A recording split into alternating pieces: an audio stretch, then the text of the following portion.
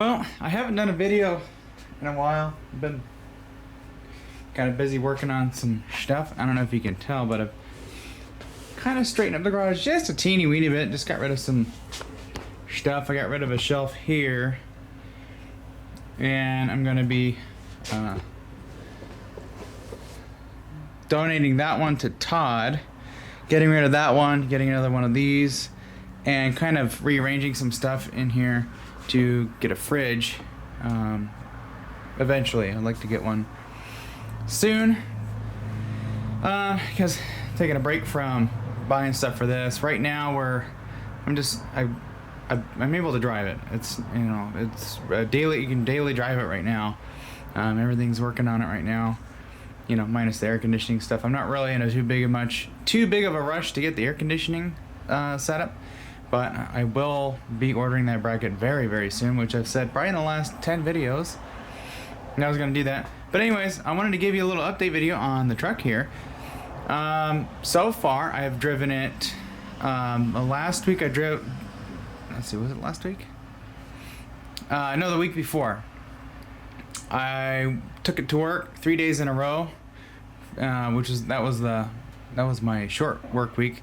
So I worked 3 days, took it to and from work with no problems.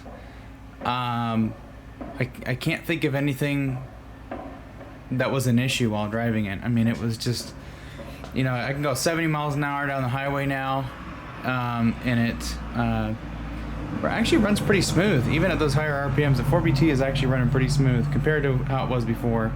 It was kind of felt like it was going to explode. But anyway, so it's running really well. I don't have any oil leaks.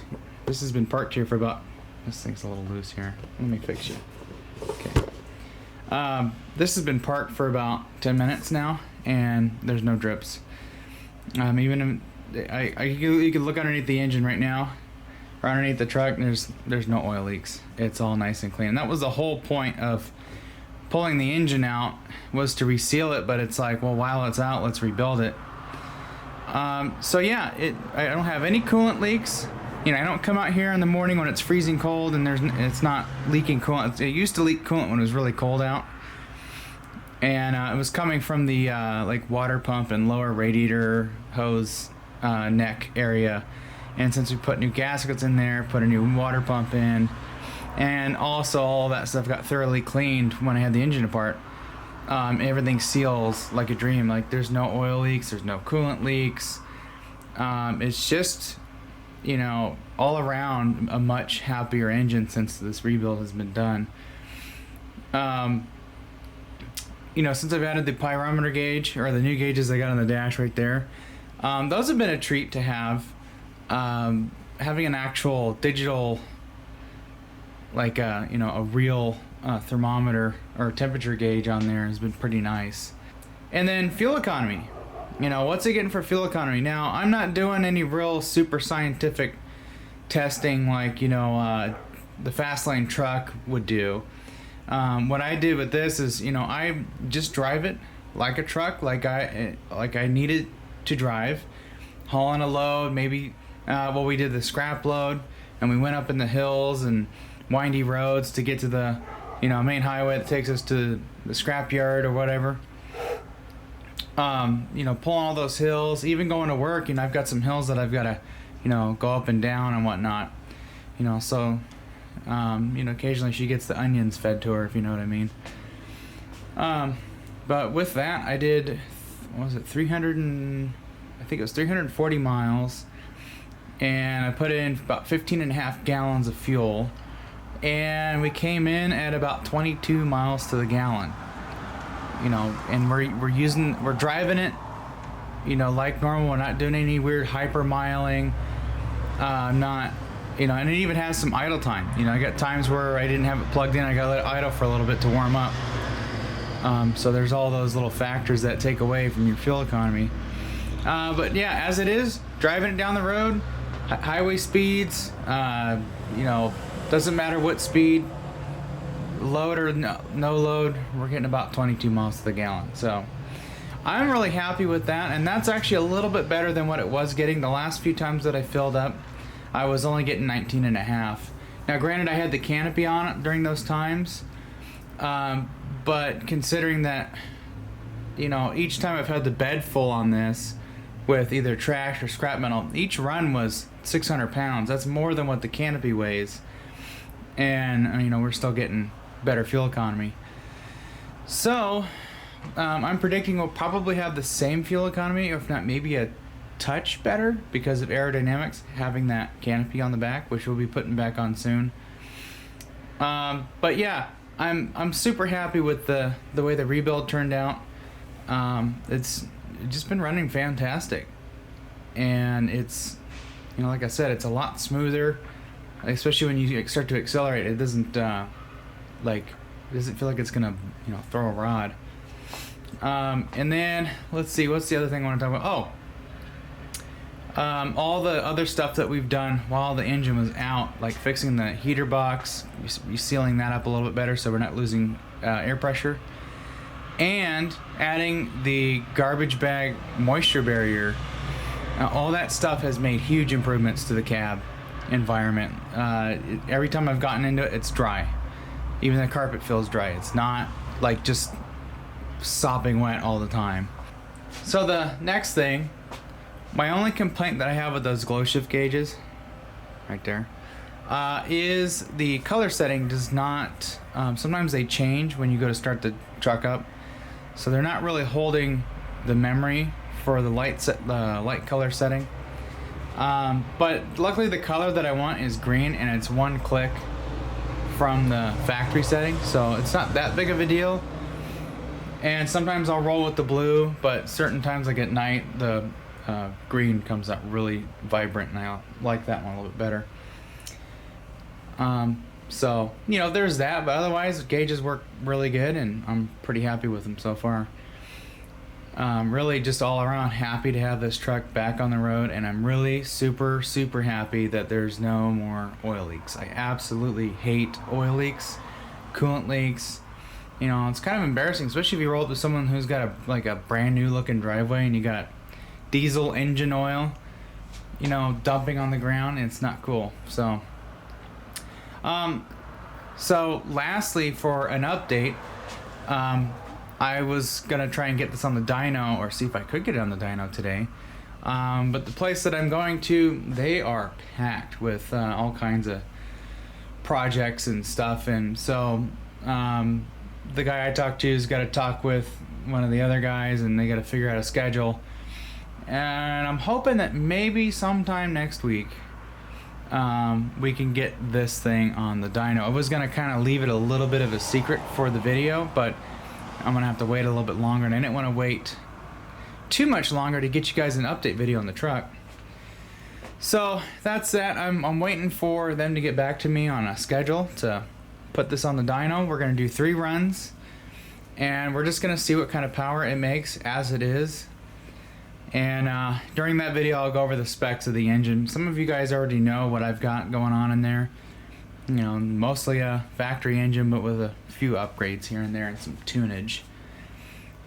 So I think the next thing I want to do, maybe not today, but sometime later on, probably when we go to change the oil. We're still running the oil we put in there when the engine got rebuilt. So I'm gonna wait about 1,000 miles. We'll change the oil, and then what we'll do is we're gonna go and adjust the valves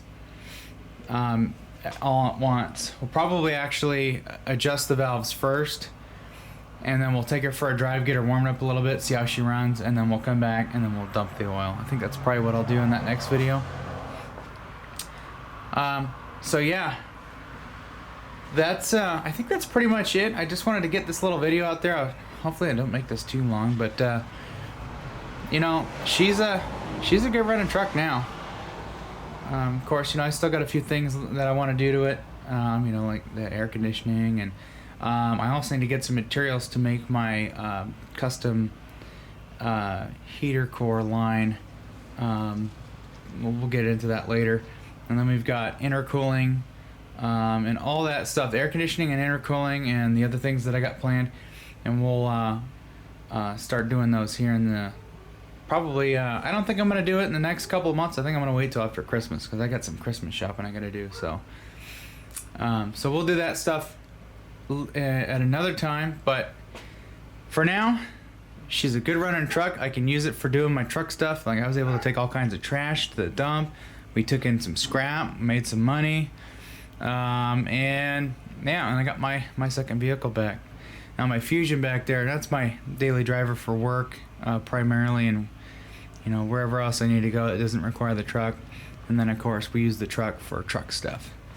So yeah, but anyways, I'm super happy with this thing, and I'm actually, not to toot my own horn, but I'm really impressed with myself. This is my second engine rebuild, and so far it's been successful. The first one was actually my neighbor's Camry, tenant right here. I rebuilt his 5SFE in his Camry, and that thing runs like a hot damn now.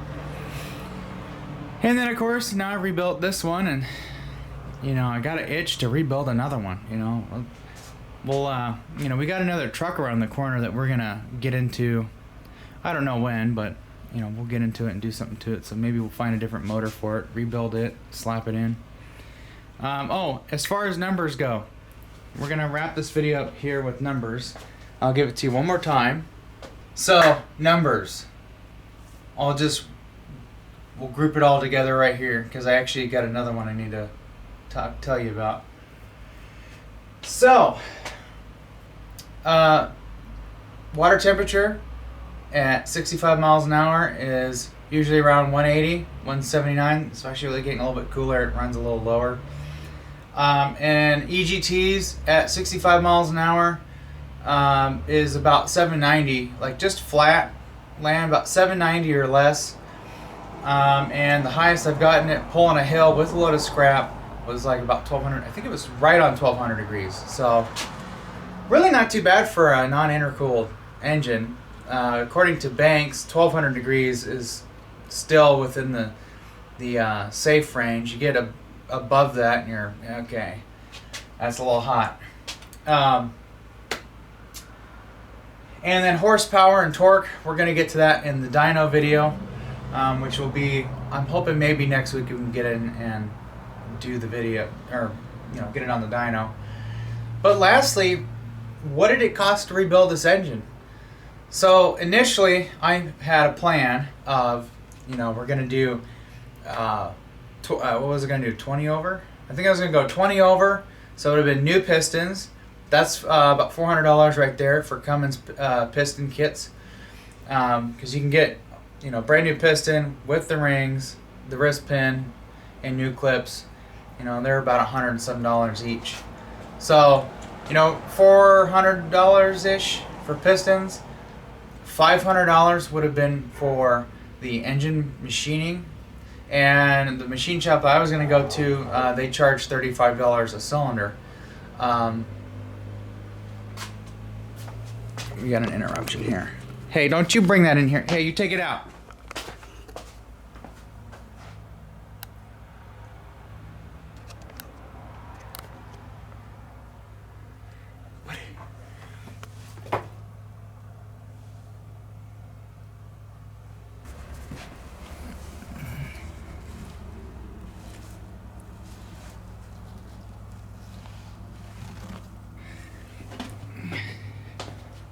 This poor thing. Don't worry, I got you. Don't need to kill this guy. He didn't do nothing wrong.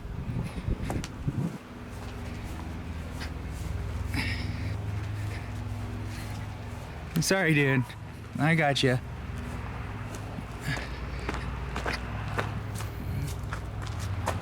Okay. Okay, so the cat stole the show. Okay, so we're looking at $900 for pistons and engine block machine work. Okay, almost $1,000 right there. And then I was gonna get a Hamilton cam or a Colt cam stage 2 deal, $700. And those were gonna be the big upgrades that were gonna happen to this truck or this engine while it was out. And we're looking $2,000 to $2,500 just to rebuild this engine. after I tore it apart and looked over the pistons and stuff, I started to think, you know, we don't need to spend all this money. This thing, you know, typically already has, you know, a decent amount of power for this size truck, being a 4-wheel drive and all. Even turning 35s, it's got no problem turning 35s, especially now that I got 410s in it. It's a little bit nicer, but I just decided that, you know, there was no need to spend all this money, and it was going to take even longer, you know, to, you know, I got to save the money. I got to go work overtime and whatnot and build up this money to order all this stuff. But I figured, you know, the pistons look good, the cylinder walls were okay. I honed them out and they cleaned up pretty good. And I figured we'll just put new piston rings in, put new bearings in. The crank didn't need to be machined. It was nice and clean on the bearing journals and everything. So we put new bearings in, new piston rings, new seals, put a new camshaft and tappets. We did find that the camshaft was smoked on this thing. And I had a cylinder head, brand new one, laying around here that I wanted to use, and so we got to use that. And then got to use the Cummins gasket kit that I bought not like a year ago. I bought it when it was starting to leak oil, and I was planning on just doing the gasket kit, but I'm actually really glad we didn't just reseal it and have a crapped out engine, you know, that would have been a waste of money and time. So what happened is we just did rings, bearings, camshaft, cam bearings, put a new cylinder head on it, and of course all new gaskets. And we reused the injectors. The injectors are 3 years old. They're still working good, and based on what I saw on the pistons, they were still spraying perfectly within the bowl, and they had a nice even spray pattern all the way around, so I wasn't going to replace those. The turbo's in really good shape, even though it's an eBay Whirly Boy special. It's in good shape, very minimal bearing play, nice and smooth, nothing's messed up on it, so I reused that. Reused my exhaust manifold. Hang on. And then I was thinking about having the flywheel replaced, but I didn't want to spend a bazillion dollars on it. Plus, I don't even know which one works with the adapter on this engine, because everything on this engine is international. The adapter plate, the flywheel, all that stuff is all made by International.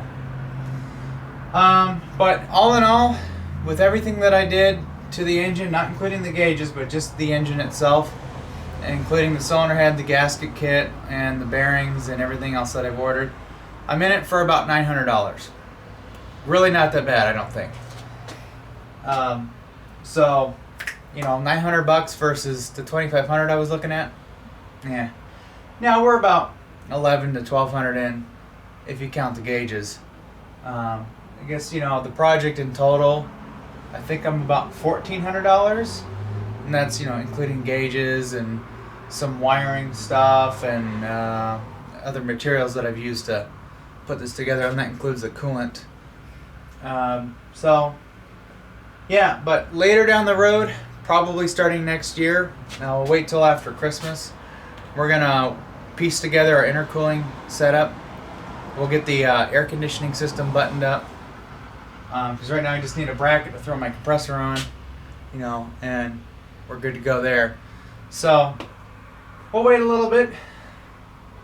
Right now I can just drive it, have fun with it. I'm gonna put the canopy back on here in a little bit so I can go camping. But yeah, that's that video.